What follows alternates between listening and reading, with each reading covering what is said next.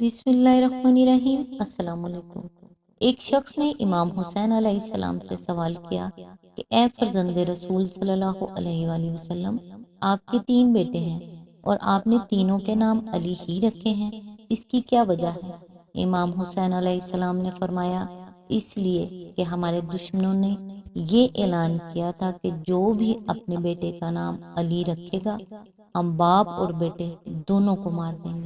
امام حسین علیہ السلام نے فرمایا، اگر اللہ مجھے 70,000 بھی بیٹے عطا کرتا تو میں نے 70,000 بیٹوں کا نام علی ہی رکھنا تھا۔ حضرت عائشہ فرماتی ہیں، خدا کی قسم رسول پاک صلی اللہ علیہ وآلہ وسلم عورتوں میں سب سے زیادہ محبت اپنی بیٹی فاطمہ الزہرا سے کرتے تھے اور مردوں میں سب سے زیادہ آپ علی علیہ السلام سے محبت کرتے تھے۔ کتاب اہل سنت ترمذی شریف۔ اللہ تعالیٰ سے دعا ہے کہ وہ ہم سب کو بھی اپنے نیک بندوں سے محبت کرنے والا بنائے اور اللہ تعالیٰ آپ کو اور آپ کے تمام اہل و عیال کو اپنے حفظ و مان میں رکھے، آمین۔ آج انشاءاللہ سورہ نور کی آیت نمبر 31 کی تفسیر، جو سلسلہ پچھلی دفعہ ٹوٹا تھا، آج انشاءاللہ وہیں سے سٹارٹ کرتے ہیں۔ اعوذ باللہ من الشیطان الرجیم، بسم اللہ الرحمن الرحیم۔ اس حکم کا مطلب سمجھنے میں بھی فقہا کے درمیان اختلاف واقع ہوا ہے۔ ایک گروہ اس سے مراد صرف وہ لونڈیاں لیتا ہے جو کسی عورت کے ملک میں ہوں۔ ان حضرات کے نزدیک ارشاد الہی کا مطلب یہ ہے کہ لونڈی خواہ مشرکہ ہو یا اہل کتاب میں سے مسلمان مالکہ اس کے سامنے تو اظہار زینت کر سکتی ہے، مگر غلام چاہے وہ عورت کا اپنا مملوک ہی کیوں نہ ہو، پردے کے معاملے میں اس کی حیثیت وہی ہے جو کسی آزاد اجنبی مرد کی ہے۔ یہ عبداللہ بن مسعود، مجاہد، حسن بصری، ابن سیرین، سعید بن مسیب، طاؤس اور امام ابو حنیفہ کا مذہب ہے، اور ایک قول امام شافعی کا بھی اسی کی تائید میں ہے۔ ان بزرگوں کا استدلال یہ ہے کہ غلام کے لیے اس کی مالکہ محرم نہیں ہے، اگر وہ آزاد ہو جائے تو اپنی اسی سابقہ مالکہ سے نکاح کر سکتا ہے، لہذا محض غلامی اس امر کا سبب نہیں بن سکتی کہ عورت اس کے سامنے وہ آزادی برتے جس کی اجازت محرم مردوں کے سامنے برتنے کے لیے دی گئی ہے۔ رہا یہ سوال کہ ما ملکت ایمانہن کے الفاظ عام ہیں جو لونڈی اور غلام دونوں کے لیے استعمال ہوتے ہیں، پھر اسے لونڈیوں کے لیے خاص کرنے کی کیا دلیل ہے؟ اس کا جواب یہ دیتے ہیں کہ یہ الفاظ اگرچہ عام ہیں مگر موقع محل ان کا مفہوم لونڈیوں کے لیے خاص کر رہا ہے۔ پہلے نسائے ہند فرمایا، پھر ما ملکت ایمانہن ارشاد ہوا۔ نسائے ہند کے الفاظ سن کر عام آدمی یہ سمجھ سکتا تھا کہ اس سے مراد وہ عورتیں ہیں جو کسی عورت کی ملنے جلنے والی یا رشتہ دار ہوں۔ اس سے یہ غلط فہمی پیدا ہو سکتی تھی کہ شاید لونڈیاں اس میں شامل نہ ہوں، اس لیے ما ملکت ایمانہن کہہ کر یہ بات صاف کر دی گئی کہ آزاد عورتوں کی طرح لونڈیوں کے سامنے بھی اظہار زینت کیا جا سکتا ہے۔ دوسرا گروہ کہتا ہے کہ اس اجازت میں لونڈی اور غلام دونوں شامل ہیں۔ یہ حضرت عائشہ اور ام سلمہ اور بعض ائمہ اہل بیت کا مذہب ہے، اور امام شافعی کا مشہور قول بھی یہی ہے۔ ان کا استدلال صرف لفظ ما ملکت ایمانہن کے عموم ہی سے نہیں ہے بلکہ وہ سنت سے بھی اپنی تائید میں شواہد پیش کرتے ہیں۔ مثلا یہ واقعہ کہ نبی صلی اللہ علیہ وآلہ وسلم ایک غلام عبداللہ بن مسعدۃ الفزاری کو لیے ہوئے حضرت فاطمہ کے ہاں تشریف لے گئے۔ وہ اس وقت ایک ایسی چادر اوڑے ہوئے تھی جس سے سر ڈھانکتی تھی تو پاؤں کھل جاتے تھے اور پاؤں ڈھانکتی تھی تو سر کھل جاتا تھا۔ نبی صلی اللہ علیہ وآلہ وسلم نے ان کی گھبراہٹ دیکھ کر فرمایا، کوئی حرج نہیں، یہاں بس تمہارا باپ ہے اور تمہارا غلام۔ ابو داؤد، احمد بہیقی، بروایت انس بن مالک۔ ابن عساکر نے اپنی تاریخ میں لکھا ہے کہ یہ غلام نبی صلی اللہ علیہ وآلہ وسلم نے حضرت فاطمہ کو دے دیا تھا۔ انہوں نے اسے پرورش کیا اور پھر آزاد کر دیا، مگر اس احسان کا جو بدلہ اس نے دیا وہ یہ تھا کہ جنگ صفین کے زمانے میں وہ حضرت علی کا بدترین دشمن اور امیر معاویہ کا پرجوش حامی تھا۔ اسی طرح وہ نبی صلی اللہ علیہ وآلہ وسلم کے اس ارشاد سے بھی استدلال کرتے ہیں کہ جب تم میں سے کوئی اپنے غلام سے مکاتبت کر لے اور وہ مال کتابت ادا کرنے کی مقدرت رکھتا ہو تو اسے چاہیے کہ ایسے غلام سے پردہ کرے۔ ابو داؤد، ترمذی، ابن ماجہ بروایت ام سلمہ۔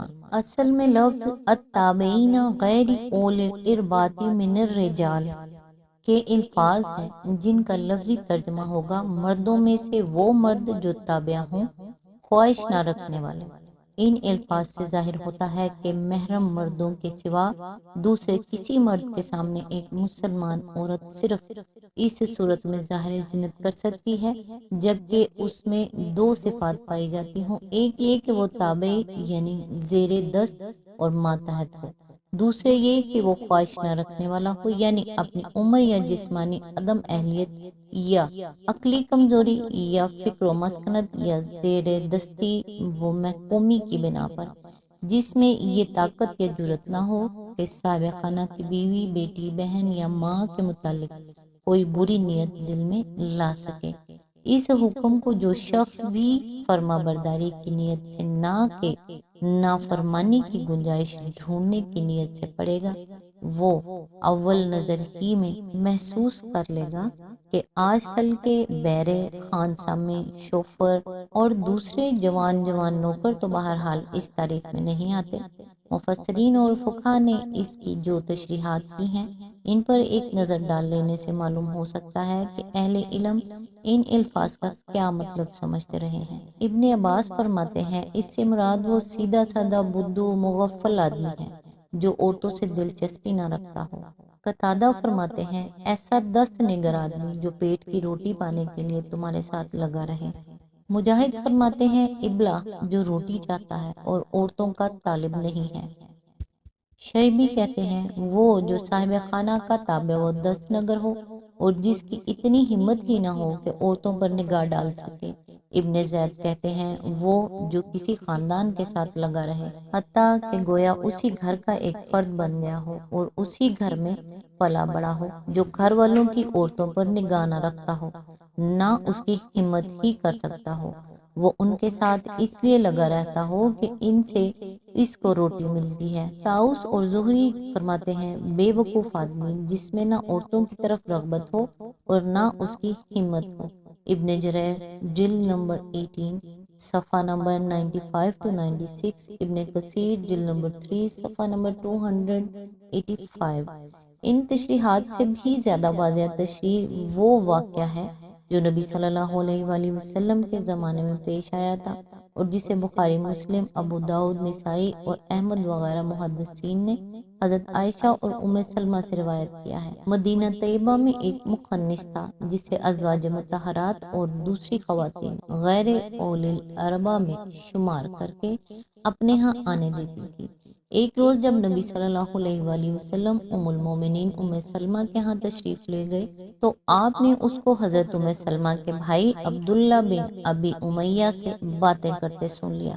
کہہ رہا تھا کہ کل اگر طائف فتح ہو جائے تو غیلان ثقفی کی بیٹی باویہ کو حاصل کیے بغیر نہ رہنا۔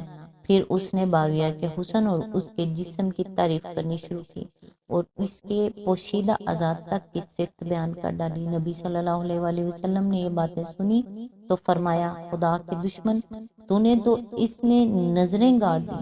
پھر آپ نے حکم دیا کہ اس سے پردہ کرو، آئندہ یہ گھروں میں نہ آنے پائے۔ اس کے بعد آپ نے اسے مدینے سے باہر نکال دیا اور دوسرے مخنثوں کو بھی گھروں میں گھسنے سے منع فرما دیا کیونکہ ان کو مخنث سمجھ کر عورتیں ان سے احتیاط نہ کرتی تھیں اور وہ ایک گھر کی عورتوں کا حال دوسرے مردوں سے بیان کرتے تھے۔ اس سے معلوم ہوا کہ غیر اول الاربع ہونے کے لیے صرف یہ بات کافی نہیں ہے کہ ایک شخص جسمانی طور پر بدکاری کے لائق نہیں ہے، اگر اس میں دبی ہوئی صنفی خواہشات موجود ہیں اور وہ عورتوں سے دلچسپی رکھتا ہے تو بہرحال وہ بہت سے فتنوں کا موجب بن سکتا ہے۔ یعنی جن میں ابھی صنفی احساسات بیدار نہ ہوئے ہوں، یہ تعریف زیادہ سے زیادہ 10-12 برس کی عمر تک کے لڑکوں پر صادق آ سکتی ہے۔ اس سے زیادہ عمر کے لڑکے اگرچہ نابالغ ہوں مگر ان میں صنفی احساسات بیدار ہونے شروع ہو جاتے ہیں۔ نبی صلی اللہ علیہ وآلہ وسلم نے اس حکم کو صرف زیوروں کی جھنکار تک محدود نہیں رکھا، بلکہ اس سے یہ اصول اخذ فرمایا ہے کہ نگاہ کے سوا دوسرے حواس کو مشتعل کرنے والی چیزیں بھی اس مقصد کے خلاف ہیں جس کے لیے اللہ تعالیٰ نے عورتوں کو اظہار زینت سے منع فرمایا ہے۔ چنانچہ آپ صلی اللہ علیہ وآلہ وسلم نے عورتوں کو حکم دیا کہ خوشبو لگا کر باہر نہ نکلیں۔ حضرت ابو ہریرہ کی روایت ہے کہ حضور صلی اللہ علیہ وآلہ وسلم نے فرمایا، اللہ کی بندیوں کو اللہ کی مسجدوں میں آنے سے منع نہ کرو مگر وہ خوشبو لگا کر نہ آئیں۔ ابو داؤد اور احمد۔ اسی مضمون کی ایک دوسری حدیث میں ہے کہ ایک عورت مسجد سے نکل کر جا رہی تھی کہ حضرت ابو ہریرہ اس کے پاس سے گزرے اور انہوں نے محسوس کیا کہ وہ خوشبو لگائے ہوئے ہیں۔ انہوں نے اسے روک کر پوچھا، اے خدائے جبار کی بندی، کیا تو مسجد سے آ رہی ہے؟ اس نے کہا ہاں۔ بولے، میں نے اپنے محبوب ابو القاسم صلی اللہ علیہ وآلہ وسلم کو یہ فرماتے سنا ہے کہ جو عورت مسجد میں خوشبو لگا کر آئے اس کی نماز اس وقت تک قبول نہیں ہوتی جب تک وہ گھر جا کر غسل جنابت نہ کر لے۔ ابو داؤد، ابن ماجہ، احمد، نسائی۔